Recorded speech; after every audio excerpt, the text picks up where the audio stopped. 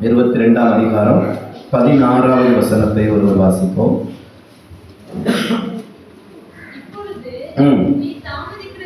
இப்பொழுது நீ தாமதிக்கிறது என்ன? நீ எழுந்து கர்த்தருடைய நாமத்தை தொழுது கொண்டு உன் பாவங்கள் போக கழுவப்படு என்றான். 22:16 இப்படி சொல்லுகிறது. இப்பொழுது நீ தாமதிக்கிறது என்ன? இன்னைக்கு ஆவியானவர் நம்ம கூட பேச போகிற அந்த வார்த்தைகள் அதுதான். நீ ஏன் தாமதித்துக் கொண்டே இருக்கிறாய்? நீ ஏன் தாமதித்துக் கொண்டே இருக்கிறாய் என்று ஆவியானவர் இன்றைக்கு நம்மோடு கூட அவர் பேசுகிறார். ஆண்டவருடைய பரிசுத்த நாமம் மகிமைப்படுவதாக. தாமதித்துக் கொண்டிருக்கிற நம்மை பார்த்து ஆண்டவர் சொல்லுகிறார், ஏன் இன்னும் நீ தாமதித்துக் கொண்டே இருக்கிறாய்? இந்த தாமதம் செய்வது நம்ம வாழ்க்கையில நிறைய ஆபத்துக்களை, பிரச்சனைகளை கொண்டு வரும் என்பதை நாம் மறந்துவிடக்கூடாது. தாமதிப்பது என்ன? ஏன் தாமதித்துக் கொண்டிருக்கிறார்?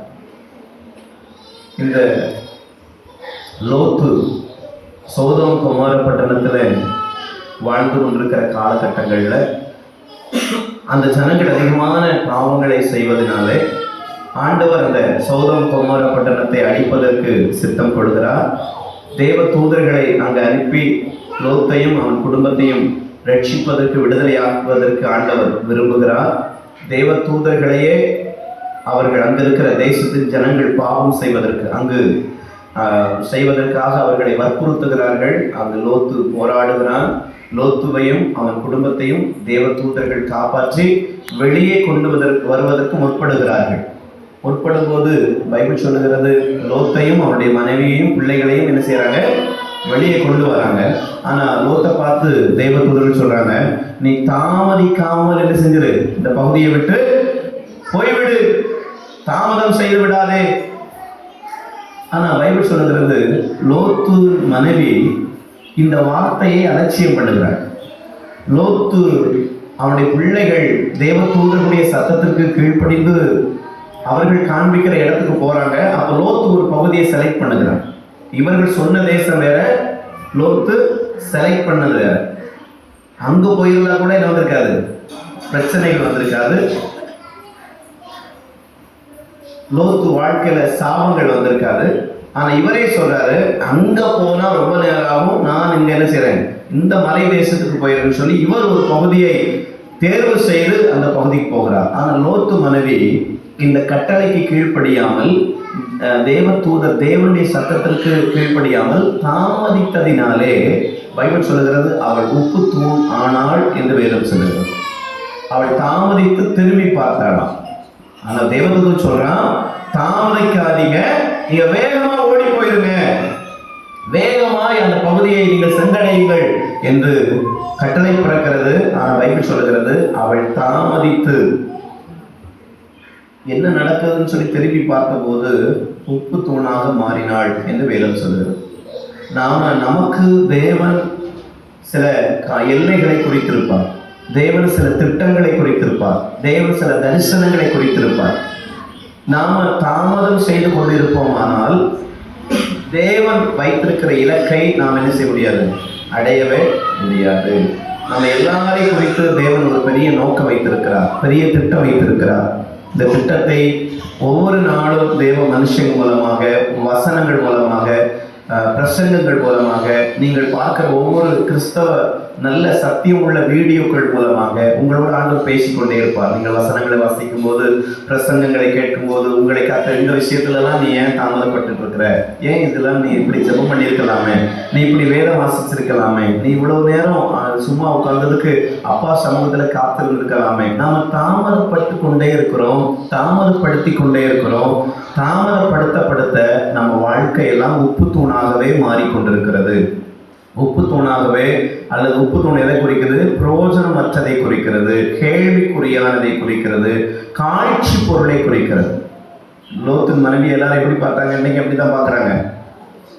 இன்னைக்கு அந்த அந்த சிலை எப்படி தான் இருக்குது, உப்பு தூணாக தான் இருக்குது. எல்லாரும் தொட்டு என்ன செய்கிறாங்க, டேஸ்ட் பண்ணி பார்க்குறாங்க. அது எப்படி தான் இருக்குது, உப்பாக தான் இருக்கு. தொட்டு பார்த்து பார்த்து பார்த்து என்ன செஞ்சுட்டு அந்த கல் கரைஞ்சு போயிடுச்சு. இப்போ அப்போ கேலி கூத்தாக மாறுகிறாள், வேடிக்கை பொருளாக மாறுகிறாள், அவ பிரயோஜனமற்றதாய் மாறுகிறாள். அப்போ நம்ம தாமதப்படுத்த நம்ம வாழ்க்கை எல்லாமே லோத்து தேவ சத்தத்தை கேட்கிற ஒரு நீதிமானா இருக்கிறான். லோத்தின் மனைவிக்கும் ஆண்டவரை பத்தி லோத்து சொல்லியிருப்பாரு. லோத்தின் பிள்ளைகளுக்கும் ஆண்டவரை பத்தி தெரியும். எல்லாம் தெரிந்தும் ஒரு நல்ல ஆபிரகாமுடைய குடும்பத்தில் வந்த லோத்தினுடைய மனைவி இப்படி ஒரு உப்பு தூணாக மாறினதுக்கான காரணம் தாமதம் செய்து கொண்டிருக்கிற ஒரு காரணம். இந்த எலியாவை குறித்து வேதம் சொல்லுகிறது, எலியாவை குறித்து தேவன் அதிகமான வல்லமைகளையும் வரங்களை கொடுத்து வைத்திருந்தார். ஆனா வேதம் சொல்லுகிறது, ஒரு சாதாரணமான ஒரு பெண்ணின் வார்த்தைக்கு பயந்து போய் இவன் என்ன செய்யறான், குகைக்குள்ளே ஒளிந்து கொண்டு தாமதப்படுத்தி கொண்டிருக்கிறான். ஆண்டவர் அவனை வெளியே கொண்டு வர செய்வதற்கு நிறைய காரியங்களை சொல்லுகிறார், போராடுகிறார். அவர் சொல்றாரு, குகைக்குள் உனக்கு என்ன வேலை? அவன் குகைக்குள்ளே தாமதப்படுத்தி கொண்டே இருக்கிறான். தேவ சித்தத்தை செய்யாமல், தேவனுக்காக ஓடாமல், தேவனுக்காய் சாதிக்காமல் தாமதப்படுத்தி கொண்டே இருக்கிறான். ஆண்டவர் சொல்றாரு, குகைக்குள் உனக்கு என்ன வேலை? நாம் எங்கேயோ தாமதப்பட்டு கொண்டே இருக்கிறோம், தாமதப்படுத்தி கொண்டிருக்கிறோம். நம்ம இன்னும் செய்ய வேண்டிய வேலைகளை நாம் சரியாக செய்யாமலே இருந்து கொண்டிருக்கிறோம். இன்னும் போக வேண்டிய இடத்திற்கு போகவில்லை, போக வேண்டிய தூரத்திற்கு போகவில்லை, சொன்ன இடத்திற்கு நாம் இன்னும் போகவில்லை. நீங்க உங்களுக்கு காண்பித்த சொப்பனங்கள், உங்களுக்கு காண்பித்த தரிசனங்கள், உங்களுக்கு சொன்ன ஒவ்வொரு தீர்க்க தரிசனங்கள், ஆண்டவர் கொடுத்த ஒவ்வொரு கட்டளைகளை நீங்கள் நிறைவேற்றி கொண்டிருக்கிறீர்களா? நீங்கள் ஆண்டவருக்காக செயல்பட்டு கொண்டிருக்கிறீர்களா? நீங்கள் ஆண்டவருக்காக என்ன சாதித்தீர்கள்? ஏதோ ஒன்று ஆவியானவர் இன்றைக்கு எனக்கும் உங்களுக்கும் சொல்லுகிறார் என்றால், நாம் ஏதோ ஒரு விஷயத்தில் தாமதப்படுத்தி கொண்டே இருக்கிறோம். ஏதோ ஒன்றை நாம் தாமதப்படுத்தி கொண்டே இருக்கிறோம். தாமதம் செய்வது எதை குறிக்கும்? நிர்விசாரத்தை குறிக்கும். தாமதம் எதுக்கு தாமதம் பண்றோம்? இந்த பஸ்ஸுக்கு போகலைன்னா 10 மணிக்கு பஸ்ஸுக்கு நீங்க போகணும், தென்காசி போகணும் வைங்களேன், 10 மணிக்கு போகணும், அர்ஜென்ட்டாக போய் ஆகணும். உங்கள் மனசுக்குள்ள ஒரு என்ன வருதுன்னா, ஒரு அசால்ட் வருது, பார்த்துக்கலாம் அப்படி. அப்போ நீங்கள் என்ன நினைக்கிறீங்க? 10 மணிக்கு போகலைன்னா 11 மணி பஸ்ஸுக்கு போய்க்கலாம். ஒரு நிர்விசாரம் என்ன வருது? தாமதத்தை கொண்டு வருகிறது. ஆமே, நம்ம வாழ்க்கையில் சில நேரத்தில் நம்ம மேலே ஒரு நிர்விசாரம் வருது. நாம் பாடுகிற பாடல்கள் மீது, நாம் ஆராதிக்கிற ஆராதனைகள் மீது, நாம் செய்கிற ஜபத்தின் மீது, நாம் வாசிக்கிற வேத வார்த்தையின் மீது, நாம் செய்கிற ஊழியத்தின் மீது, நாம் செய்கிற என்னுடைய வேலையின் மீது, என் குடும்பத்தின் மீது, என் மீது எனக்கு என்ன வருதுன்னா ஒரு நிர்விசாரம் வருது. பார்த்துக்கலாம், எப்போது இதுதானே. எப்போ நமக்குள் நிர்விசாரங்கள் வருகிறதோ அப்பெல்லாம் தாமதங்கள் நம்ம வாழ்க்கையில் என்ன செய்யும், வரும். அது வரைக்கும் காலையில் 9 மணிக்கெல்லாம் கிளம்பி இருப்பீங்க, 10 மணிக்கு பஸ்ஸுக்கு போகணும். ஆனால் அது வரைக்கும் 10:45 10:50 வரைக்கும் உங்களுக்கு நல்ல உற்சாகம் இருக்குது. ஆனால் அதுக்கு என்னன்னு தெரியல, எந்த ஆவி புகுந்ததுன்னு தெரியல, நமக்குள்ள ஒரு நிர்விசாரம் வந்துருது. வேற பார்த்துக்கலாம். ஆமாம், ஒரு 11 மணிக்கு பஸ்ஸுக்கு போய்க்கலாம். அங்கே என்ன ஆரம்பிச்சிட போகிறாங்க? முதல்ல பாட்டு, அடுத்த ஆராதனை, பார்த்துக்கலாம் அப்படிங்கிற.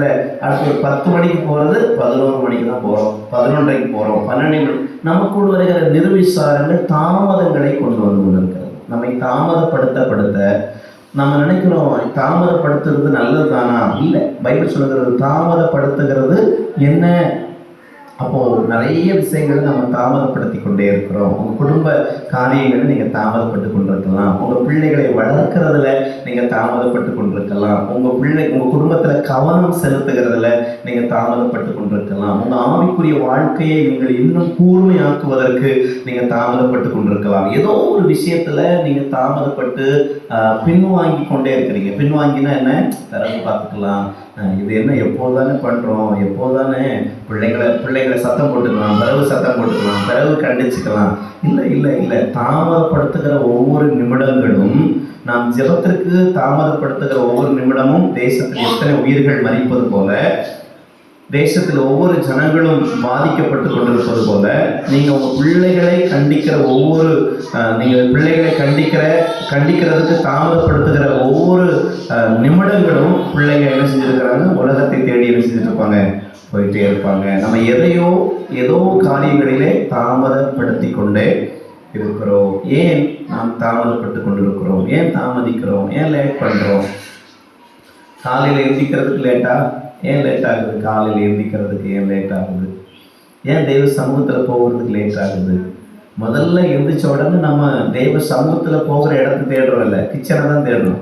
அந்த டீ போடுற அந்த பாத்திரம், டீ போடுற பாத்திரம். ஆமாம், எல்லாருக்கும் டீ குடித்தாதான் என்னதே வருது, ஆவியே இறங்குது. உங்களை சொல்லலை, நீ பத்திரமா தங்குங்க. சிலருக்கு அந்த ப்ரேயரில் போய் உட்கார்னாலே டீ குடித்தாதான் அந்த வல்லமே இறங்குது. அந்த சுவையான டீயை குடித்து அந்த ஒரு சொம்ப டீயை குடிக்காம வல்லமை என்ன செய்யாது, இறங்கவே இறங்குது.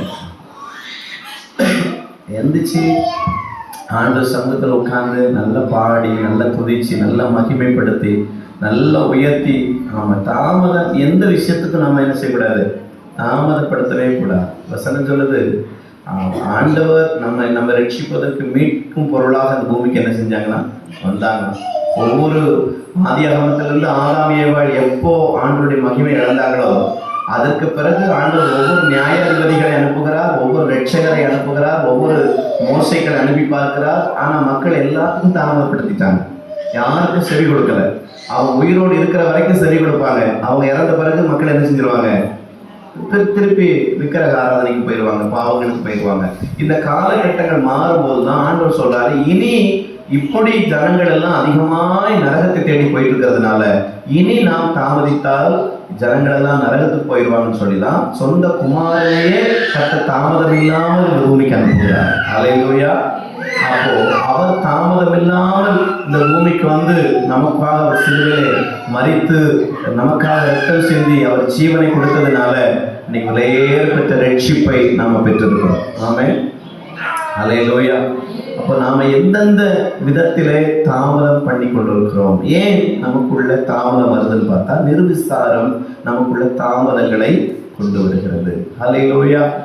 ஆமா, இன்னைக்கு மக்கள் கிறிஸ்தவ வாழ்க்கையில ஜபத்துக்குள்ள நிறைய தாமதங்கள் இருந்து கொண்டே இருக்கிறது. ஜப விஷயத்துல தாமதங்கள். யாராவது ஒரே டைம்ல டெய்லி நம்ம ஜபிக்கிறோமா?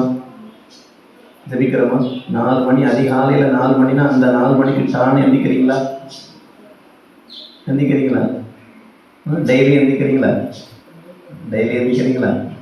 இந்த ஃபர்ஸ்ட் லைன் கூட தான் நான் பேசுகிற தமிழ் தெரியுது, அதுக்கு பிறகு ஃபுல்லாக மராட்டி, ஹிந்தி, தெலுங்கு, கன்னடா.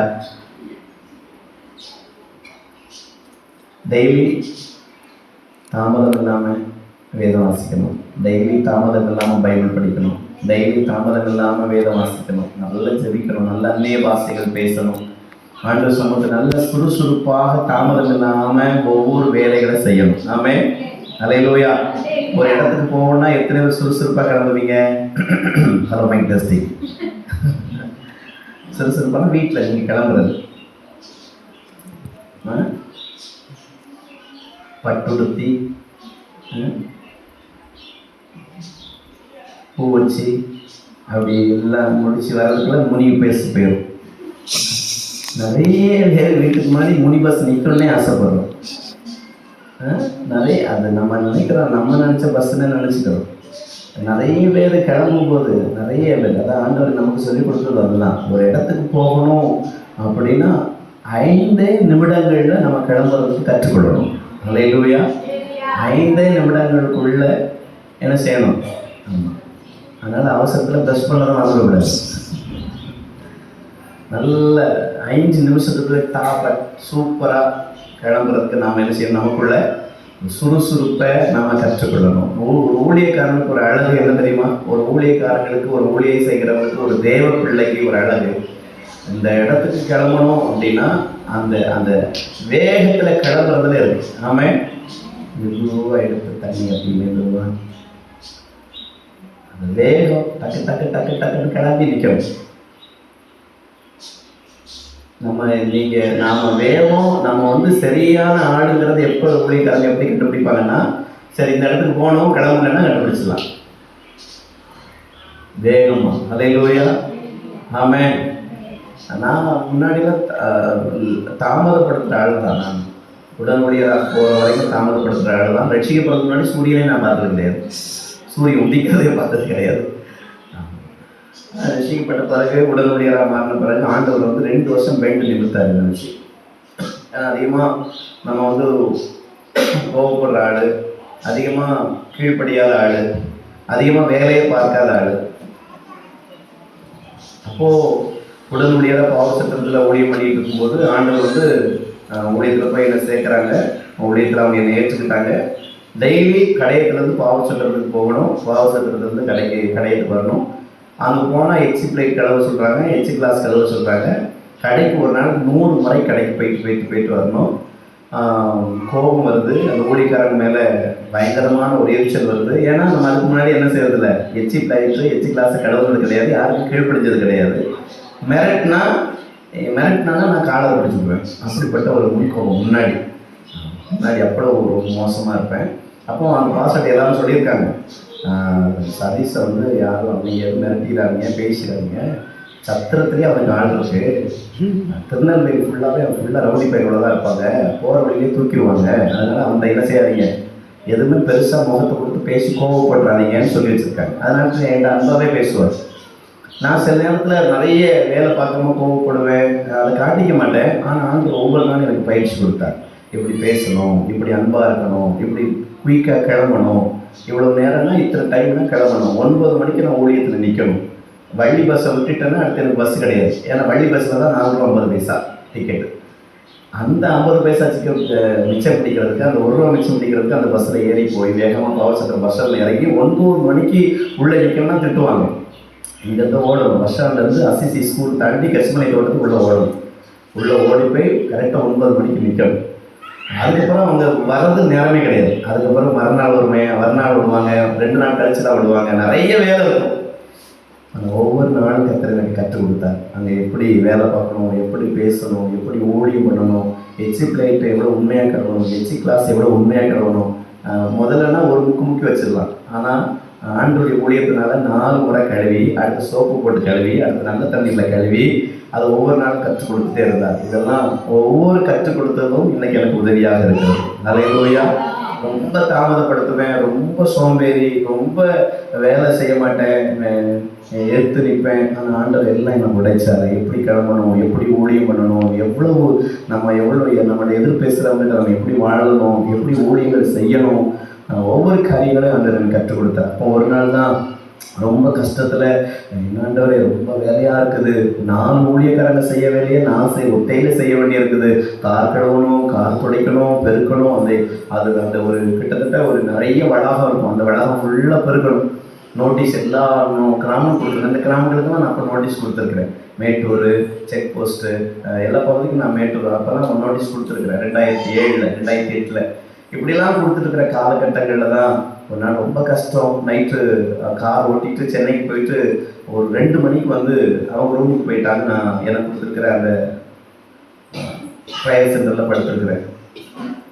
படுத்துட்டு கொஞ்சம் நேரம் ஜோம் பண்ணுவேன்னு சொல்லி இருட்டான ஒரு இடத்துக்கு போய் நிற்கிறேன். நைட்டு 2 மணி, இருட்டான ஒரு இடம், யாருமே இல்லை. அதில் போய் கையை உயர்த்தி ஜோம் பண்ணுறேன்.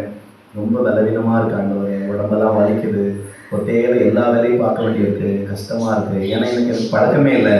அப்படி சொல்லி ஜோம் பண்ணிட்டு இருக்கிறேன். என்னை ஆசீர்வதிங்க, என்னை பலப்படுத்துங்க, என்னை பயன்படுத்துங்க. டெய்லி பஸ்ஸுக்கு வரதுக்கு 5 ரூபா தேவைப்படுது, திருப்பி வர்றதுக்கு 5 ரூபா தேவைப்படுது. அதுவும் அம்மா பக்கத்து வீட்டில் தான் 10 ரூபா கடன் வாங்கி கொடுக்குறாங்க. அந்த 10 ரூபாவில் ரயில்வே ஸ்டேஷன்கிட்ட ஆர்பி ஹோட்டல்னு ஒரு ஹோட்டல் இருக்குது, அங்கே போய் உட்காந்து சும்மா 4 கிளாஸ் பச்சை தண்ணி மட்டும் குடிச்சிட்டு சாப்பிடாமலே ஊழியம் பண்ணுவேன். ஆண்டு சொல்வேன், எனக்கு ரொம்ப கஷ்டமாக இருக்குது, அம்மாலாம் டெய்லி 10 ரூபா கடன் வாங்கி கொடுக்குறாங்க, அந்த ஒரு ரொம்ப கஷ்டமாக இருக்குது, ஊழியக்காரங்க சாப்பிட்டீங்களான்னு கூட கேட்க மாட்டேங்காங்க, ரொம்ப கஷ்டமாக இருக்குது, சாப்பாடு கஷ்டமாக இருக்குதுன்னு சொல்லி ஜோம் பண்ணுவேன். அப்போ பிசாசு சொல்லுவான், நீ எவ்வளவு துர்மார்க்கமாக வாழ்ந்து பணத்தெல்லாம் வச்சுட்டு இருந்த, நீ ஏன் ஏசு ஓடி வந்த, நீ இந்த என் பக்கம் வந்துடுவ, நான் என்ன செய்வேன், நிறைய ஆசீர்வதிப்பேன். அப்போ ஏசு சொல்லுவார், மனுஷன் அப்பத்தினால் மாத்திரமல்ல, மனுஷனால் தேவனுடைய வாயிலிருந்து புறப்படுகிற ஒவ்வொரு வார்த்தையினாலும் கிடைக்கும். அப்படி ஜோம் பண்ணிட்டே இருக்கும்போது 5 மணிக்கு உதிக்க வேண்டிய சூரியன் அன்றைக்கு 2 மணிக்கு எனக்காய் உதிக்கிறது. 5 மணிக்கு உதிக்க வேண்டிய சூரியன் எப்படி உதிக்கும்? அவ்வளவு பெரிய வெளிச்சம். நான் ஒத்தையில நிற்கிறேன் இருட்டில், தனியாக நிற்கிறேன் இருட்டில், ஜோம் பண்ணி தான் அழுறேன். என்னை எதுக்கு பயன்படுத்துவீர், நான் எதுக்கு பிரயோஜனம், எனக்கு இப்போ 5 ரூபாய்க்கு கூட கஷ்டப்படுறேன். நாங்கள் வந்ததுக்கு கஷ்டப்படல, நான் சந்தோஷப்படுறேன், ஊழியத்துக்கு மகிழ்ச்சியாக வந்தேன். எனக்கு ஆண்டவர் நிறைய ஆசீர்வதிச்சிருக்காங்க, மன்னிச்சிருக்காங்க. நான் ரொம்ப ஹாப்பியாக தான் ஆண்டுகிட்ட சொன்னேன். ஆனால் டெய்லி நாளைக்கு வரைக்கும் எனக்கு பஸ்ஸுக்கு காசு இல்லை. இன்னைக்கு போகணும்னா ஒரு 16வது நம்பரை விட்டு 16 நம்பர் பஸ்ஸில் விட்டுட்டேன்னா அடுத்த கடைக்கு போகிறதுக்கு பஸ் கிடையாது. ரொம்ப கஷ்டம். அப்போதான் ஜெபம் பண்ணிகிட்டே இருக்கும்போது தான் என் தலைக்கு மேலே அவ்வளோ பெரிய ஒரு சூரியன். இயேசு என்னை மிகவும் நேசிக்கிறத, இயேசு என்னை அவ்வளவு ரொம்ப நேசிக்கிறத நான் என்னைக்கு பார்த்தேன்னா, என் தலைக்கு மேலே ஒரு பிரகாசமான ஒரு சூரியன். நான் நின்ன 2 சென்ட் நிலம் முழுவதும் வெளிச்சம். கண்ணை திறந்து பார்க்குறேன், கை காலம் நடுக்க ஆரம்பிச்சிட்டேன். ஏன்னா 2 மணிக்கு சூரியன் உதிச்சா எப்படி இருக்கும், அது என் தலைக்கு மேலே. நான் இருக்கிற இடம் ஃபுல்லா வெளிச்சம். கை காலெல்லாம் நடுக்க ஆரம்பிச்சு வேர்த்து ஓடி போய் படுத்துட்டேன். போதும் ஆண்டவரே, இந்த வெளிச்சம் போதும் போதும் போதும். அந்த வெளிச்சம் போகவே இல்லை. அப்போதான் ஒண்ணு எனக்கு கற்றுக் கொடுத்தாரு. இந்த உலகத்திலேயே எத்தனையோ பேரை நான் படைச்சிருக்கிறேன், அதுல ஒன்னையும் படைச்சிருக்கிறேன். ஆனா எல்லாரையும் போல் அல்ல நீ. நான் உனக்காக எதையும் வெளிப்படுத்த நான் ஆயத்தமாயிருக்கிறேன். நீ ஒன்றும் பிரயோஜனம் இல்லை, நாளைக்கு காசு இல்லை, பஸ்ஸுக்கு போகிறது காசு இல்லைன்னு சொல்றியே தவிர எனக்காக நீக்கணும்னு நீ சொல்றல்ல. எனக்காக எல்லா நண்பர்களையும் விட்டுட்டு நீ வந்தல்ல. எல்லாரையும் கேள்விப்படுவாங்க, எல்லாரும் ஏளனமா பேசுவாங்க. அல்லேலியா கூட்டத்துக்கு போயிட்டான், எவ்வளவு துணிகரமா இருப்பான், எவ்வளவு தைரியமா இருப்பான், போயிட்டான்னு கேள்விப்படுவாங்க. நான் எதுவுமே எனக்கு வேண்டாம், ஆண்டவர் மட்டும் தான் வேணும்னு வந்தேன். ஆண்டவர் வர வச்சாரு. ஆண்டவர் சொன்னாரு, எல்லாரையும் விட நான் உன்னை மேலானவனாய் பார்ப்பேன். நான் உனக்கு என்னை வெளிப்படுத்துவேன். நீ எனக்காக ஊழியம் செய்ய வேண்டும். அந்த வெளிச்சம், அந்த பேரொளி என்னால் மறக்கவே முடியல. தேவ தூதர்கள் சில நேரத்தில் செட்டைகளை அடித்து, செட்டைகள் என் மேல நேரடியா அடிக்கிற அந்த காற்றே அடிக்காது. செட்டை அடிச்சா எப்படி இருக்கும்? தேவ தூதர்கள் செட்டை எப்படி அடிப்பாங்க? இப்படியா வேகமா அடிப்பாங்க. நம்ம உடம்பு எல்லாம் அந்த காற்று அப்படியே அடிக்கும். காற்றே இருக்காது. தேவ தூதர்கள் அந்த செட்டை அடிச்சு இறங்கி நிற்கிற அப்பெல்லாம் நினைப்பேன், ஏன் என் மேல இவ்வளவு ஒரு அன்பு, ஏன் ஆண்டவரை இவ்வளவு ஒரு பாசம், ஏன் இவ்வளவு ஒரு உங்களை எனக்கு வெளிப்படுத்த நீங்க முற்படுறீங்க? ஆண்டு சொல்வாரு, எல்லாரையும் படைச்சேன், உண்மையும் படைச்சேன். ஆனா உனக்கு என்னை அதிகமாய் வெளிப்படுத்தும்படி நான் விரும்புகிறேன். என் தேசமெங்கிலும் போகுவாய், இஸ்லாமியர்களுக்கும் இந்துக்களுக்கும் கத்தோலியர்களுக்கும் என்னை வெளிப்படுத்துவாய். நான் தான் தெய்வம் என்று என்னை திஷ்டாந்தப்படுத்துவாய். அப்போ சாதாரணமான நம்மை கொண்டு, ஒன்றுமில்லாத நம்மை கொண்டு, வாழ்வாதாரத்துக்கு வளர்ச்சி இல்லாத, பிரயோஜனம் இல்லாத என்னை கொண்டு, சோம்பேறியான, ஒன்றுக்கும் பிரயோஜனம் இல்லாத, ஒரு வேலை செய்ய பிரயோஜனம் இல்லாத என்னை கொண்டு அவர் இவ்வளவு காரியங்களை செய்து கொண்டிருக்கிறார், செய்ய போகிறார், முற்படுகிறார் என்று சொன்னார். அவர் ஒரே ஒரு காரியத்தை நம்ம எதிர்பார்ப்பார், சொன்னதை நாம உடனே செய்து முடிக்கணும். அவர் சொல்றத நாம உடனே என்ன செய்யணும்? தாமதப்படுத்துகிறவங்களை அவருக்கு பிடிக்கவே பிடிக்கும். அவர் புள்ளி வச்சுட்டாருன்னா நீங்க என்ன செஞ்சிடணும்? கோலத்தை போடணும். பொங்கலுக்கு போட்ட மாதிரி இல்லை. ஆண்டவருக்கு சொல்லிட்டாருன்னா நாம செய்யணும். பைபிள் சொல்லுகிறது, ஈசாக்கை பலியிடும்படி கர்த்தர் கட்டளையிடுகிறார். ஆபிரகாம் அதிகாலையில் எழுந்தான். பிள்ளைய பலியிடுங்க சொன்னா ஆபிரகாம் நம்ம ஒரு வேளை பிள்ளைய ஊழியத்துக்கு கொடுக்க சொல்றார் ஆண்டவர். உன் மகளை இந்த ஊழியத்தில் விட்டு போய்விடும் மகளை, சாமுவேலை போல அப்படின்னு உங்க பிள்ளைகளை விட சொல்றாரு. சரியா? நீங்க எப்ப எந்திப்பிய? பைபிள் சொல்லுகிறது, ஈசாக் என்கிற ஒரே பிள்ளைய ஏக சுதனை எனக்கு பலியிடுன்னு சொன்ன உடனே அந்த வசனம் அழகா சொல்லுது, ஆபிரகாம் அதிகாலமே எழுந்தான். அப்ப தூங்கி இருக்கவே மாட்டார். ஏன் தூங்கல? தரிசனத்தை நினைச்சுட்டே இருந்திருக்கும். நினைச்சிட்டே இருக்காரு. நம்ம என்ன அது வரைக்கும் தூங்காம வந்து நல்லா அதப்ப தூங்கிருக்கும். ஏன்னு கேட்டா அது ஆண்டவர் அது சத்தமே வரைக்கும் கிடையாது. பயங்கரமான மனசு கஷ்டம். ஆண்டவர் வேற எதை கேட்டாலும் கொடுத்துருவேன். ஆண்டவர் எதை கேட்டாரு? இல்லையே கேட்டுட்டாரு. ஈசாக்கு கேட்டார். போய் போய் இதை கேட்டாரு. இது ஆண்டவர் சத்தமா இருக்காது. ஆனா அந்த பைபிள் சொல்லுது அதிகாலமே ஆபிரகாம் என்றுதான். எனக்கு அந்த வசனத்தை வாசிக்கும் போது நீங்க இந்த வேதத்துல தாமதிக்காதவங்களை எல்லாம் நீங்க குறிப்பிட்டு பாருங்களேன். அவங்களை எல்லாரையும் கர்த்தர் அதிகமா ஆசீர்வதிச்சிருக்காரு. ஆமென். தாமதிக்காதவங்களை எல்லாம் நீங்க நோட் பண்ணி பாருங்க. அவங்க எல்லாரையும் ஆண்டவர் அபிரகமா ஆசீர்வதிச்சிருப்பார். நம்ம நினைக்கிறோம் ஆபிரகாமுக்கு அந்த செல்வ சீமான் ஆசீர்வதிச்சாரு, பயங்கரமா ஆசீர்வதிச்சாரு. இல்ல அவனுக்குள்ள நல்ல கேரக்டர் இருக்கு. கர்த்தர் சொன்னாங்கன்னா அது உடனே செய்யறதுக்கு. சாராட்ட கூட ஈசாக்க பலியிட போறது சொல்லல. ஏன் சொல்லல? சீவி சிங்காரிச்சு வரணும்னா இல்ல சீவி இல்ல, குப்புறப்படுத்துவார். இந்த தடையாக படுத்துவார். எப்படி? என்ன தாண்டி போகிற வீரவசனம் பேசியிருப்பார். ஈசாக்கை கொலை செய்ய வேண்டுமானால் என்னை கொலை செய்து விட்டு என்ன தாண்டி என் பிள்ளைகள் அவரால் ஈஸியாக தாண்டி போயிடும். அது வேற விஷயம். ஆனா ஈசா ஆபிரகாம் சாராட்ட சொல்லவே இல்லை. எதை யார்கிட்ட சொல்லணுமோ அவங்ககிட்ட மட்டும்தான் சொல்லணும். ஆமென். ஆமென். எல்லாரும் கூட தான் இருக்காங்கன்னு ஊதக்கூடாது. எல்லாரும் தான் கூட இருக்காங்கன்னு வாயெல்லாம் செஞ்சிடக்கூடாது, விட்டுறக்கூடாது. எதை யாரிடத்துல சொல்லணுமோ அதை மட்டும் சொல்லணும். சொல்லக்கூடாததை சொல்ல கூடாது. அது எவ்வளோ பெரிய ரகசியமானாலும் உங்களை நம்பி ஒருத்தங்க ஒரு காரியத்தை சொல்றாங்கன்னா அந்த காரியத்தை யார்கிட்ட என்ன சொல்லக்கூடாது. அது நல்ல பழக்கம் கிடையாது. உங்களை நம்பி அவங்களுடைய வாழ்க்கையை சொல்லுவாங்க, அவங்க வரலாறுகளை சொல்லுவாங்க, அவங்க கஷ்டப்பட்டதை சொல்லுவாங்க, வெளியே சொல்ல முடியாத சில ரகசியங்களை சொல்லுவாங்க. பைபிள் சொல்லுகிறது கர்த்தர் தனக்கு சொன்ன ரகசியத்தை தன்னுடைய மனைவிக்கு கூட சொல்லுது. இவ எந்திரிச்சு வரதுக்குள்ள இவ எந்திரிச்சு போயிட்டான். இவ 7க்கு தான் எந்திப்பா. நம்ம என்ன செஞ்சிருவோம்? அதிகாலை 7 அதிகாலையில் ஆபிரகாம் எழுந்துப்போம். அதாவது சொந்த ஊருக்கு போகல, ஆசீர்வாதத்தை வாங்க போகல, மேன்மைகளை வாங்க போகல, பொன்னோ பொருளை வாங்க போகல, கொடுக்க போறாரு சொந்த பிள்ளைய. இரவெல்லாம் தூக்கி இருக்க மாட்டார். நினைச்சிட்டே இருந்திருப்பாரு. எந்த இடத்துக்கு போகணும், இடத்தையும் சொல்லிட்டாரா போகணும். எல்லாத்தையும் ரெடி பண்ணி பிள்ளையை கூப்பிட்டு போறாரு. பிள்ளை கேட்குறாங்க, எப்பா விறகெல்லாம் இருக்கு, வலியிடுறதுக்கு ஆடங்க இருக்கு. பிள்ளை சொந்த பிள்ளை அப்பாட்ட கேட்கும்போது மனசு என்ன செஞ்சிருக்கோம்? கேட்டுப்பான், மம்மிட்ட சொன்னீங்களாப்பா? அப்புறம் தெரியும் எதை சொல்லணும், எதை சொல்லக்கூடாது. தாமதம் இல்லாமல் பிள்ளையை பலியிட போனவனை பைபிள் சொல்லுகிறது. அந்த ஆபிரகாமை பார்த்து ஆண்டவர் ஆச்சரியப்பட்டாராம். இவ்வளவு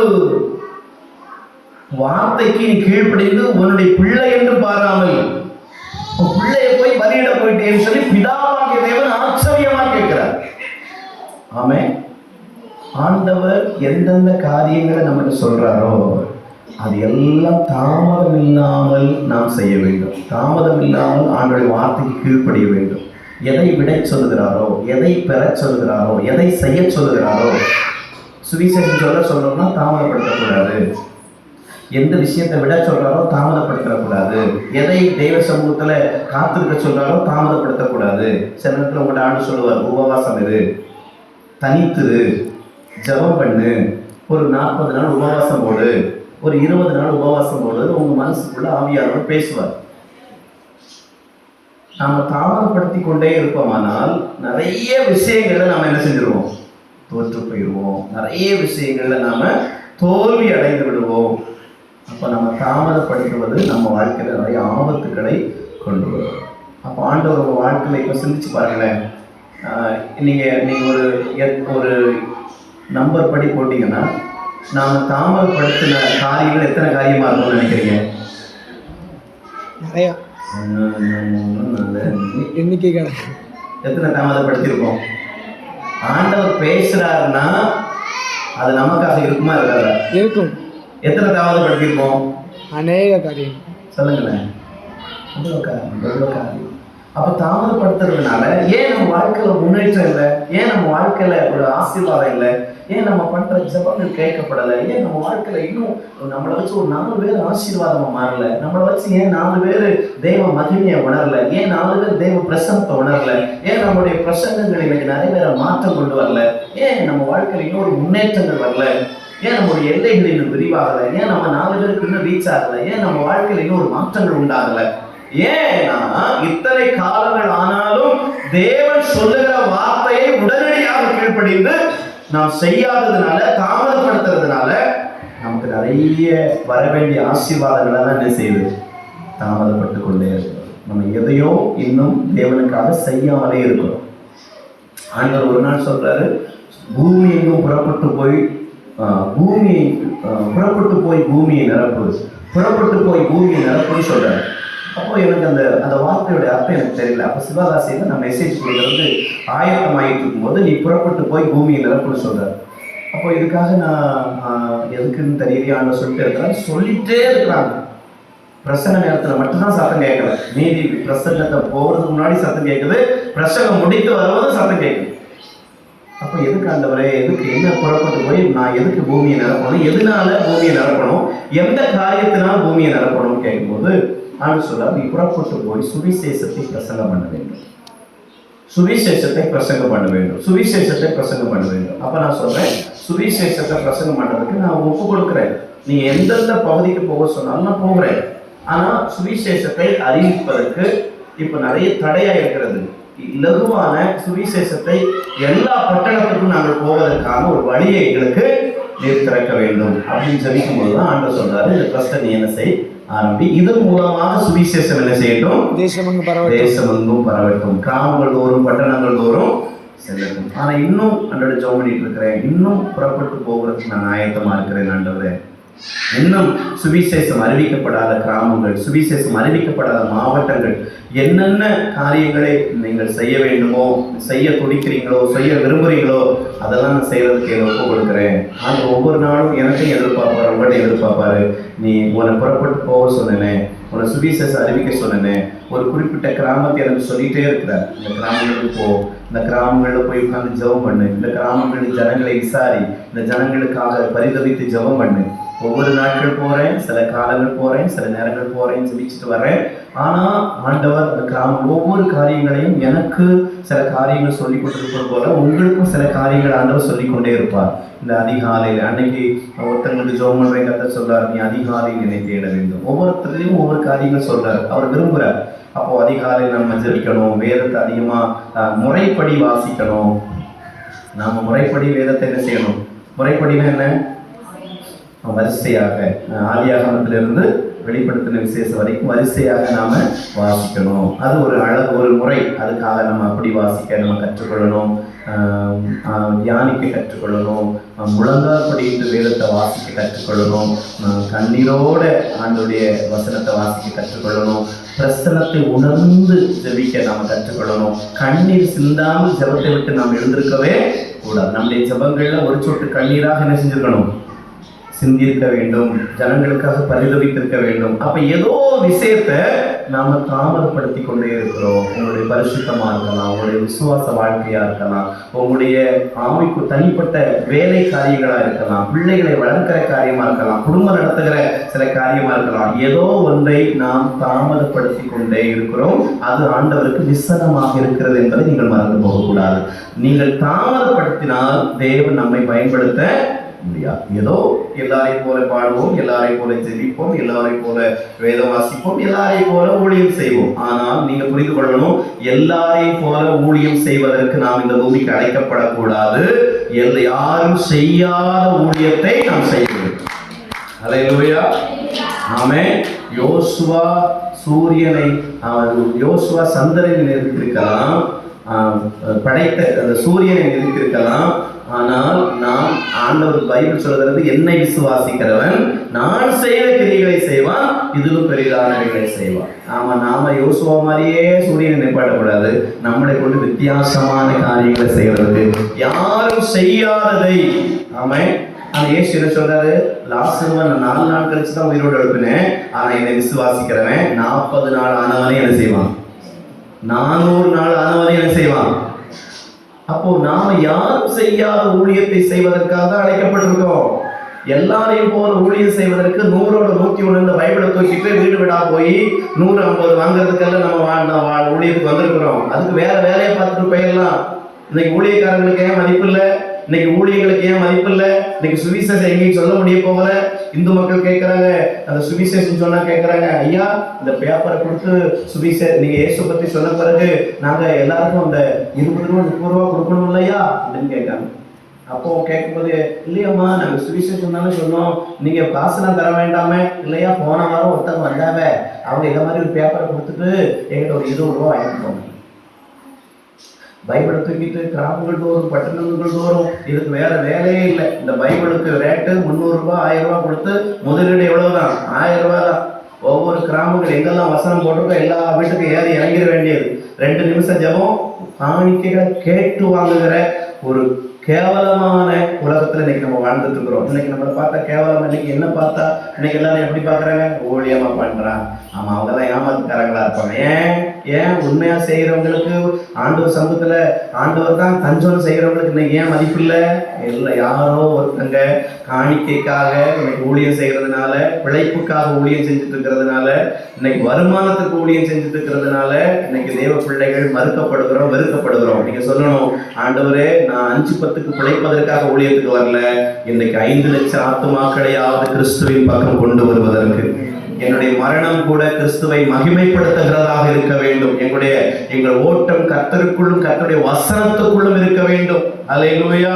அப்போ நாம தாமதப்படுத்தி கொண்டிருக்கிற ஒவ்வொரு காரியங்களும் நம்ம ஆண்டவருக்காக சாதிக்க முடியாதபடி நம்மை தடை செய்து கொண்டே இருக்கிறது. ஆமென்.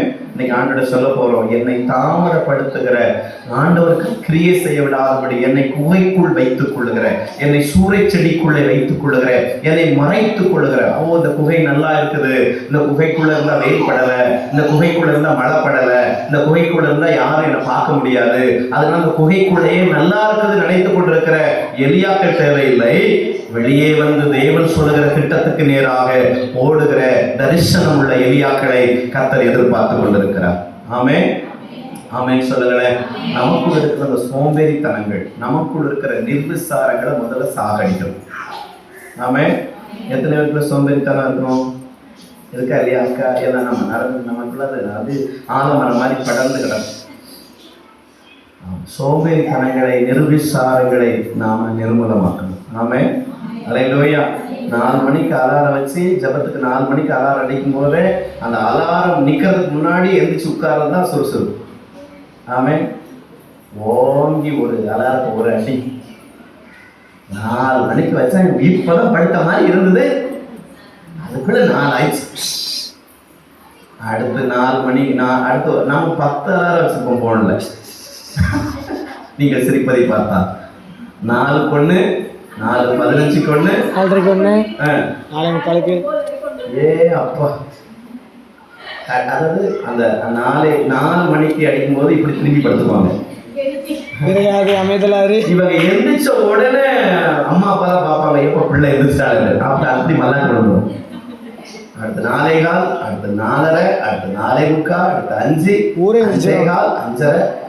சில முகாம்க்கெல்லாம் போவேன்ல, அங்கே தங்கிட்டு இருப்பேன். காலையில் அதிகாலையில் நீங்கள் எழுப்பி விடுறதே ஊழியக்காரருடைய மொபைல் இருக்கிற அலாரம் தான். ஒரு அலாரம் 5 அடிக்கும், ஒரு அலாரம் 4 கிடைக்கும், ஒரு அலாரம் 5:15 கிடைக்கும். சுற்றிலும் ஊழியக்காரருடைய அலாரம் தான். நான் அந்த அலாரத்தை கேட்டு தான் எந்திப்பேன். ஆனால் யாரும் எந்திக்க மாட்டாங்க. எனக்கும் அவங்க மாதிரி தூங்கிடலாமான்னு தோணும். ஏன்னா நான் ஒரு நாள் அலாரம் வச்சு எனக்கு பழக்கமே கிடையாது, எனக்கு அலாரம் வைக்கவும் தெரியாது. இவங்க எல்லாம் ஏன்னா அவங்க ஜெபம் பண்ற ஜெப வீரர்கள், அதனாலதான் அலாரம் வச்சிருந்துருக்காங்க. ஆனா அலாரம் வைக்கும், அங்க அடிக்கும் இங்க அடிக்கும், ஐயோ இங்க ஆஃப் பண்ணிட்டு படுக்க மாட்டாங்களான்னு இருக்கும். சரி ஆஃப் பண்ணிட்டு ஜெபம் பண்ணவங்க பார்த்தா இப்படி எந்திப்பாது, எந்திரிச்சிட்டான்னு பார்ப்பேன், அடுத்து மூடிக்கு படுத்துது. ஒரு ஆள் என்னை சுத்தியும் தேவ தூதர்களை போல மொபைல் ஃபுல்லா அலாரம் அடி எழுந்திரிச்சு உட்கார்ந்து அலாரம் எழுப்பி விட்டதுக்காக நமக்கு நன்றி ஆண்டவர்னு சொல்லி உட்காந்து சோகம் பண்ணி பார்த்தா ஊழியக்காரெல்லாம் அவங்க டைமுக்கு லேட்டாக எந்திப்பாங்க. நான் அதை கண்டுக்கிறது இல்லை. ஆண்டவர் அது ஒவ்வொரு நாட்களையும் இந்த நம்ம 10 அலாரம் 5 அலாரம் வச்சிருக்காங்க. நான் அதை பார்த்தா எனக்கே தெரியும், ஓஹோ இதில் நிறைய அலாரம் வைக்கலாம் போல. 4 கொண்டு 4 5 கொண்டு 4 10 கொண்டு 4 4 கொண்டு 4 20 கொண்டு. ஆனால் ஒன்றுக்கு நம்ம இறந்து போகிறத ஊரே எழுந்திரிச்சிடும். இன்னைக்கு நானும் அப்படி தான் இருந்தேன். ஆனால் நமக்கு ஒரு தீர்மானம், ஆண்டவர் எப்பெல்லாம் 2 மணிக்கு ஒரு நாள் எழுப்பி விட்டாரு. 2 மணி தான் ஆகுதுன்னு சொல்லி படுத்துட்டேன். 5 மணிக்கு தான் எழுந்திரிச்சேன். அப்பதான் ஒரு தீர்மானம் எடுத்தேன், எப்போ எழுப்புறாரோ அப்போ முழங்கால் போட்டுருணும். எப்போ எழுப்புறாரோ அப்போ முழங்கால் போட்டுருணும். 2 மணி தான் ஆகுது, ஒரு 3 ஆகட்டும் பார்த்தா 3 ஆகாது, 7 ஆயிரும். எப்போ எழுப்புறாரோ எழுந்திரிச்சு உட்காந்து தூங்கிடக்கூடாது, நல்ல ஸ்தோத்திரம் பண்ணணும். ரொம்ப தூக்கம் தான் நடந்துருங்க. நடந்து என்ன செய்யுங்க, ஜெபம் பண்ணி கத்தரை துதிச்சு கத்தரை மகிமைப்படுத்தி ஒரு மணி நேரம் ஜெபம் பண்ணிட்டு என்ன செய்யுங்க, ஒரு தீர்மானம் நேர்ந்து எடுக்க போறோம். இனிமேல ஜெபத்துக்கு தாமதப்படுத்தவே மாட்டேன். இனி பைபிள் வாசிக்கிறதுக்கு தாமதப்படுத்தவே மாட்டேன். உபவாசம் எடுக்கிறதுக்கு நான் தாமதப்படுத்தவே மாட்டேன். பரிசுத்த வாழ்க்கைக்கு நான் தாமதப்படுத்தவே மாட்டேன். விசுவாச வாழ்க்கைக்கு நான் தாமதப்படுத்தவே மாட்டேன். ஆண்டவர் என்னென்ன சொல்லுகிறாரோ அது எல்லாம் நான் செய்வேன். நீங்க தாமதப்படுத்தாம நீங்க எதையெல்லாம் ரொம்ப நேசிக்கிற உங்க தூக்கத்தை எல்லாம் பலிபீடத்துல வைக்க நீங்க ஒப்பு கொடுத்துட்டீங்கன்னா கர்த்தர் உங்க மேல சிநேகமா இருப்பார்.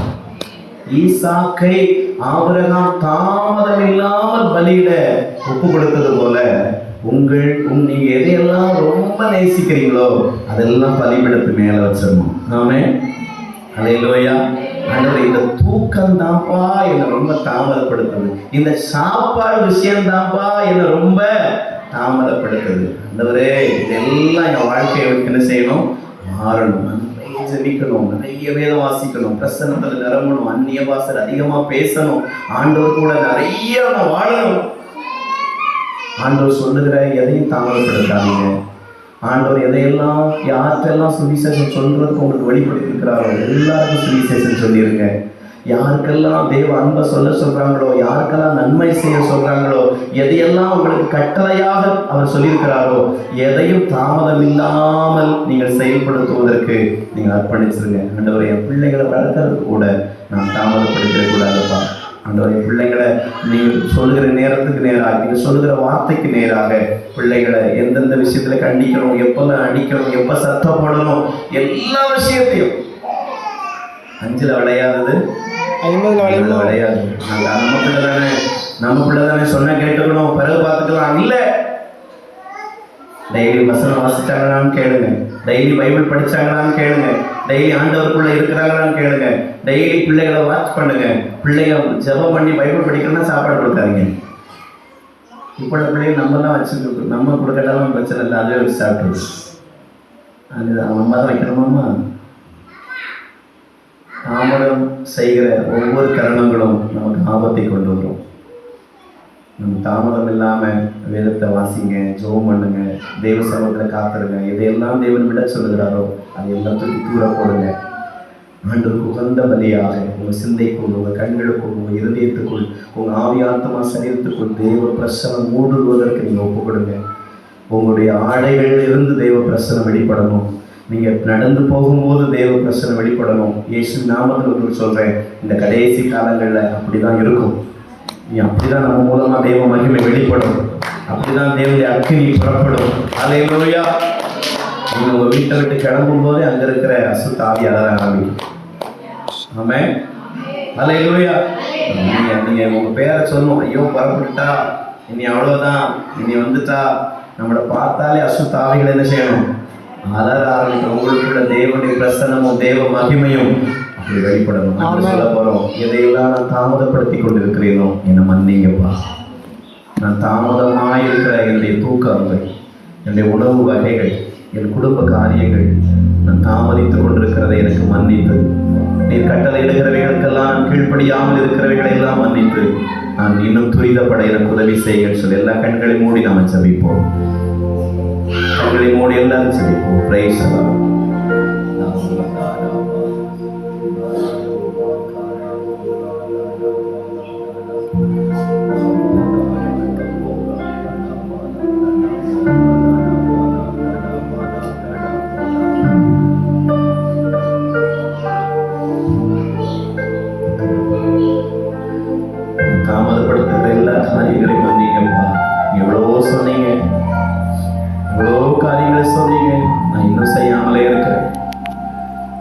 இன்னும் அதை நிறைவேற்றாமலே இருக்கு.